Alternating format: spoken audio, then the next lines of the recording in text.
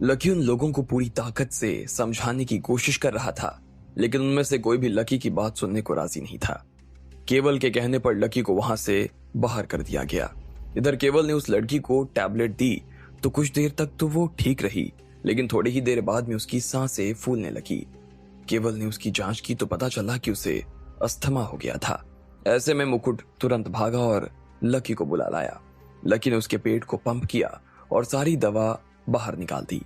अब वो लड़की अपने घर जाने के लिए तैयार थी। इतनी जल्दी क्या है?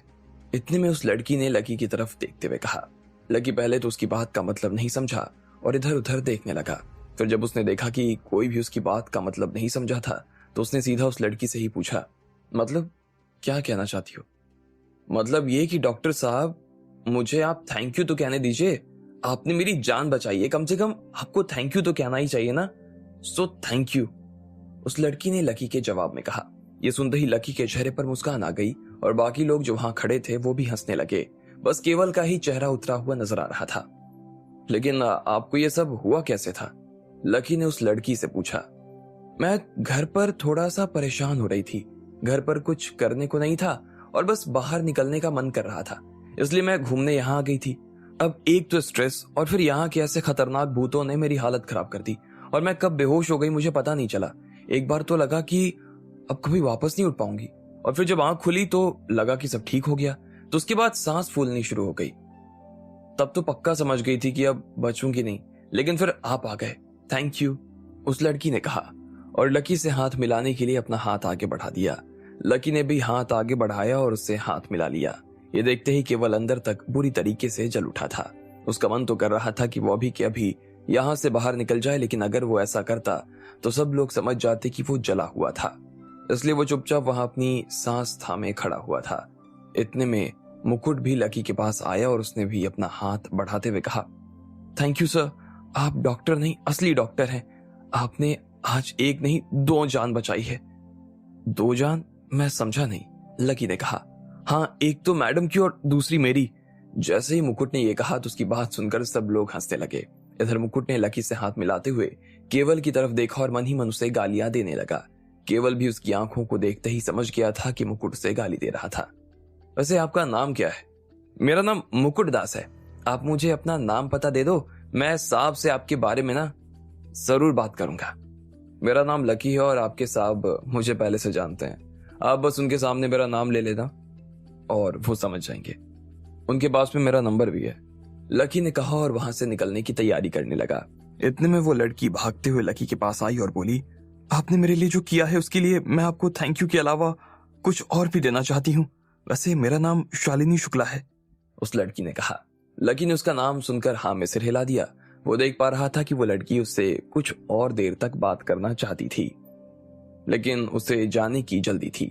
उसे राधिका का अभी तक कोई सुराग नहीं मिला था और वो उसे जल्द से जल्द ढूंढ निकालना चाहता था। अगर आप बुरा न माने तो क्या मैं आपको लंच के लिए इनवाइट कर सकती हूँ? उस लड़की ने लकी से पूछा। जी नहीं, मुझे और कुछ काम है, मैं उसी के लिए यहाँ आया था और अब मुझे जाना होगा, लकी ने कहा और अपना हाथ हिलाकर वहां से निकल गया।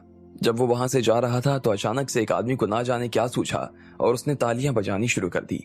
उसे देखकर बाकी लोगों ने भी लकी के लिए तालियां बजानी शुरू कर दी। लकी मुस्कुराते हुए और हाथ हिलाते हुए वहां से आगे निकल गया। इधर केवल अब तक जल भुनकर पूरी तरीके से राख हो गया था। मुकुट जी, पापा के पास इनका नंबर है ना? शालिनी ने मुकुट के पास आते हुए पूछा। मुकुट ने हाँ में सिर हिला दिया। ठीक है, तो आप मुझे किसी भी तरह इनका नंबर निकाल कर देंगे, उस लड़की ने कहा। फिर जाते हुए लकी की तरफ देखने लगी।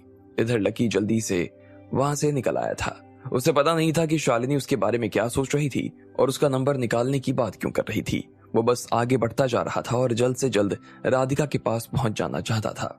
वो कोशिश कर इस काम को दिन में ही निपटा लेना चाहता था।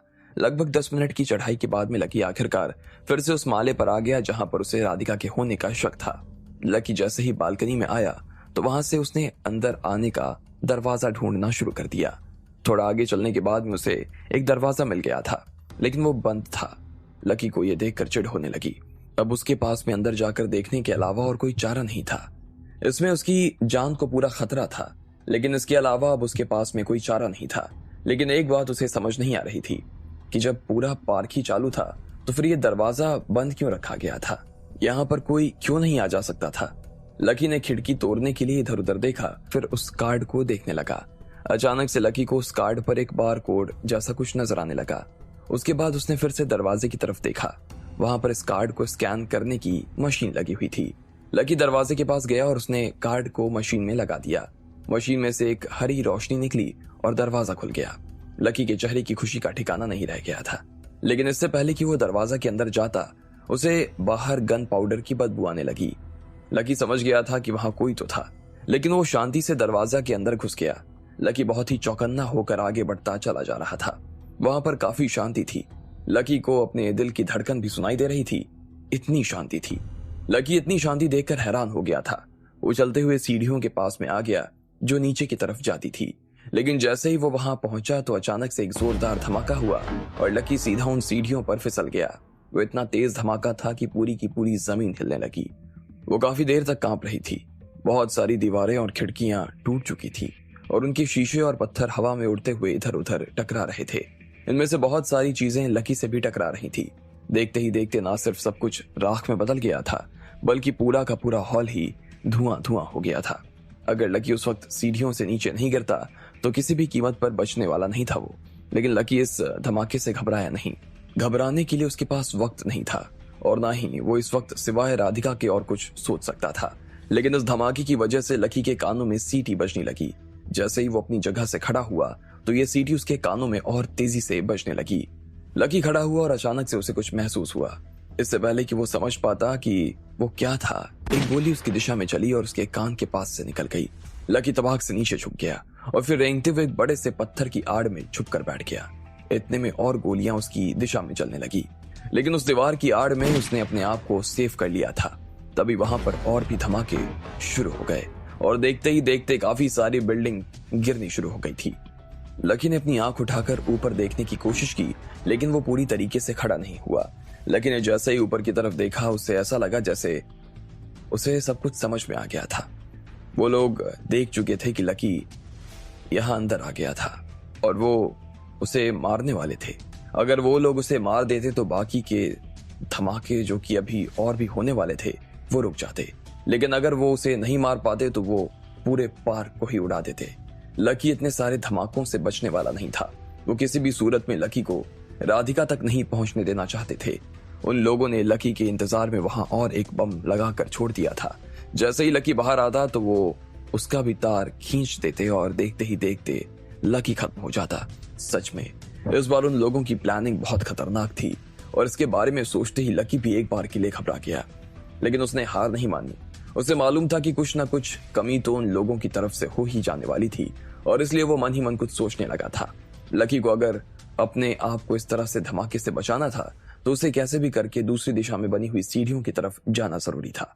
अगर वो वहां पहुंच जाता तो ज्यादा से ज्यादा गिरकर नीचे चला जाता, लेकिन उससे उसकी जान तो बच सकती थी। क्या करूं, जाऊं या नहीं जाऊं? लकी ने अपने आप से पूछा। वो जैसे ही यहां से कोई हरकत करता वैसे ही उधर से वो लोग बम की तार खींच देते। ऐसे में लकी के मन में शक पैदा होना शुरू हो गया। लकी को लगा कि ये नामुमकिन है। वो जो सोच रहा है उसे हकीकत में कर दिखाना इतना आसान भी नहीं था कि जितना वो सोच रहा था। लेकिन फिर लकी को याद आया कि अगर वो बम की तार खींचता तो इसमें उसकी जान को भी खतरा था। हो सकता है कि वो यहाँ अपनी जान देने के लिए ही खड़ा हो। लकी ने अपने ऊपर शक करते हुए खुद से कहा। जब लकी को कुछ समझ में नहीं आ रहा था कि उसे क्या करना चाहिए था तो इतने में उसके ऊपर और गोलियां बरसनी शुरू हो गई। वो सारी गोलियां उसी पत्थर पर चल रही थी जिसके पीछे लकी छिपा हुआ था और उसमें से कुछ एक तो लकी के आसपास से भी निकल गई थी। ऐसे में लकी के कानों में इतने शोर की वजह से दर्द होना शुरू हो गया, लेकिन फिर भी वो वहीं छिपा हुआ था और वहां से बाहर नहीं आ रहा था।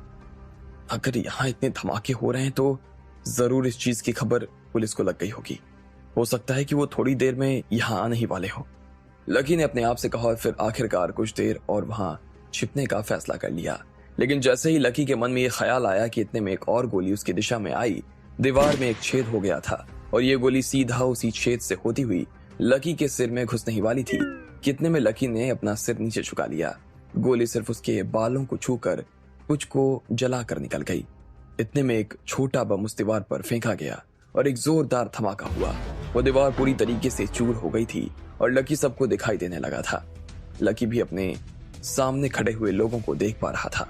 वो सभी रेड लोटस आर्मी से थे, लेकिन लकी ने उनकी पहचान पर इस वक्त ज्यादा ध्यान नहीं दिया और अपनी जान बचाने के लिए तेजी से किसी दूसरी दीवार के पीछे छिपने की कोशिश करने लगा। वो लोग भी अपनी बंदूक तानकर लकी पर गोलियां चला रहे थे, लेकिन इतने में लकी ने अपने पैरों में पड़े हुए कुछ पत्थर उनकी तरफ फेंके और फिर भागता हुआ सीढ़ियों की तरफ चला गया। जैसे ही वो सीढ़ियों के पास पहुंचा तो उसकी जान में जान आ गई।